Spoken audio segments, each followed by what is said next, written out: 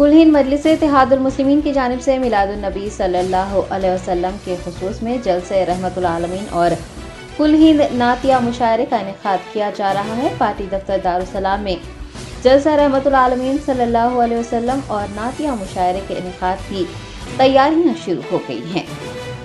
Best Asaduddin Owaisi सदर कुल हिंद मजलिस इत्तेहादुल मुस्लिमीन की ज़ेर निगरानी 24 सितंबर बरोज़ इतवार बाद नमाज इशा जलसा रहमतुल आलमीन मुनक़िद किया जाएगा। रियासत उत्तर प्रदेश से ताल्लुक़ रखने वाले मुफ़क्किर मिल्लत तौसीफ़ रज़ा मिसबाही मेहमान मुक़र्रर होंगे, जबकि शहर हैदराबाद से वाबस्ता उलमा व मशाइखीन व मुफ्तियान इकराम भी जलसा रहमतुल आलमीन सल्लल्लाहु अलैहि वसल्लम को मुखातिब करेंगे।